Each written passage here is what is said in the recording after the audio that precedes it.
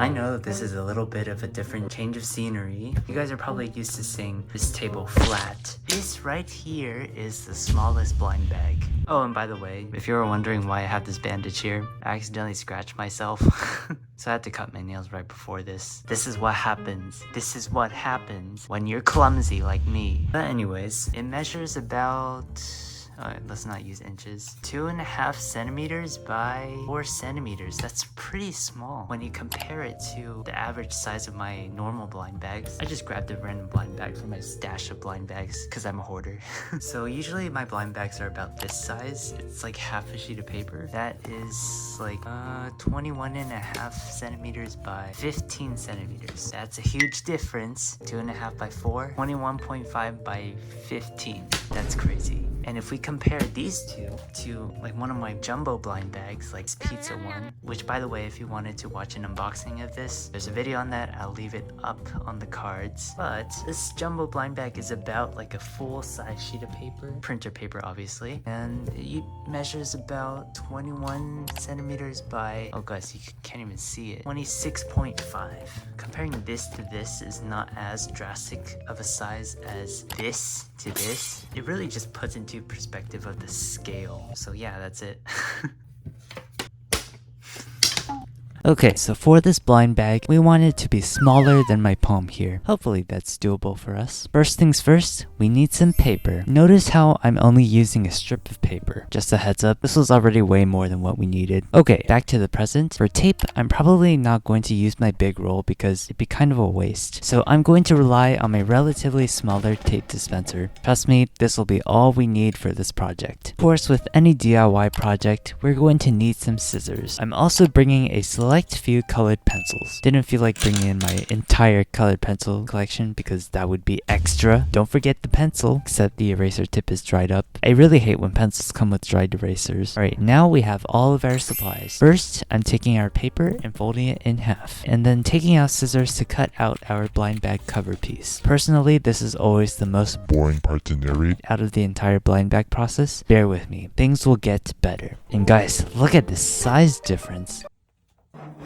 Oh, I forgot. We're also going to need a black pen. How did I forget? I use this in every video. Well, let's start coloring. This blind bag is going to be a capybara, how do you pronounce it? I wanted to pay homage to one of my very first videos, the how to make a capybara paper squishy video. So boring, by the way. I cannot watch through more than 20 seconds of slow folding and no talking. Anyways, now we may take our black pen and trace this minuscule thing. Even with writing and drawing at such a small scale, thankfully my hands were not cramping.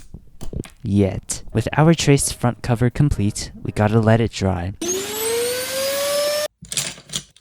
Now we can color our blind bag, which finally, because we've been staring at this for a gazillion amount of minutes. I gotta say, this was such a nice and simple project to do, especially when comparing it to my other blind bag projects, which are so much more work in comparison. I'm looking at you, Smisky. Blind bag still haunts me to my dreams to this day. This is kind of a side tangent, but I kind of want to start making other art/craft type videos besides the normal blind bag or paper squishy content so that things don't get too repetitive. Maybe slime, maybe art hacks. I don't know. Let me know your ideas in the comments. It's so chubby and fat. Let's flip over our blind bag because we still got the back to work on. I'm just drawing 4 circles on the margin, and the rarities will be common, uncommon, epic, and legend. Not legendary, but legend. Let's add my signature. Uh-oh, hand's starting to cramp. Let that dry. Okay, we don't need the hand movements anymore.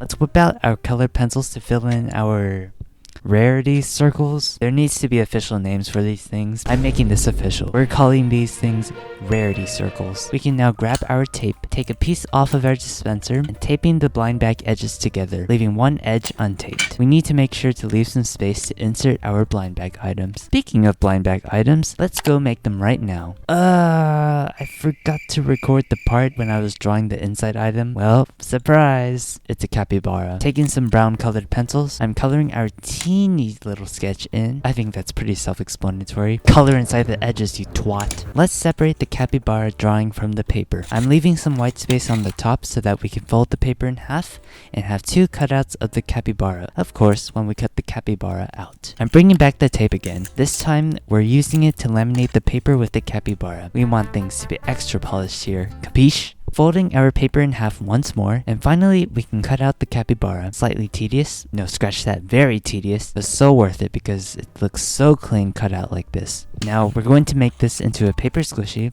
but not in the traditional way. You'll see what I mean. Here we are with the thin strip, and with this I'm folding the strips front and back multiple times, making sure that the folds are of equal length so that when we're done we should get this spring. I'm then taping the capybara pieces to the top and bottom of each spring. This was much easier said than done because I had to make the tiniest tape rolls for the capybara cutouts to stick onto the spring. But to be honest, I'm glad I didn't try to make the capybara into a pouch and then try to stuff it with filling.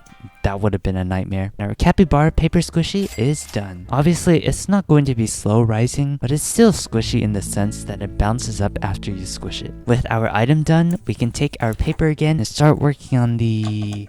what official name should I name it? The inner bag. Yeah, let's just go with that. Okay, we can draw in the dotted line as well as the iconic question mark.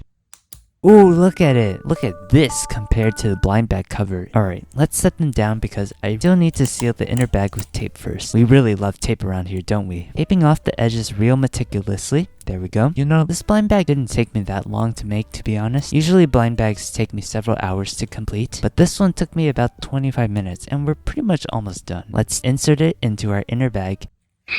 Seal it off, and finally we can close off the tape edge with tape. Except I might have smudged a bit of ink off with my thumbs. Me 0, clumsiness 1. Now we have our You Got paper to do. What rarity shall we make this blind bag?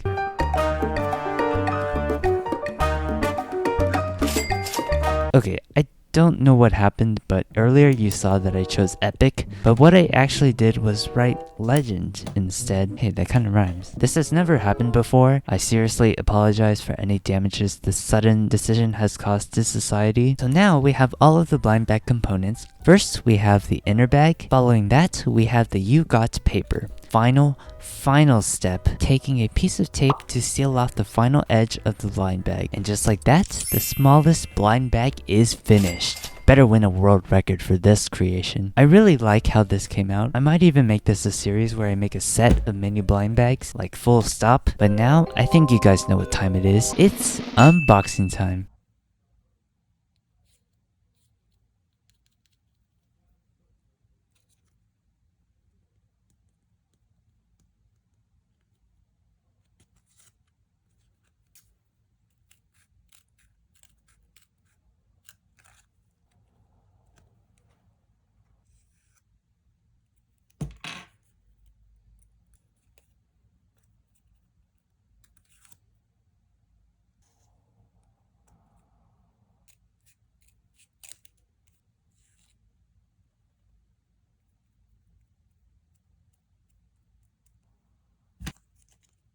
Thanks for watching. Please like and subscribe, and I'll see you guys later. Meepyblues out.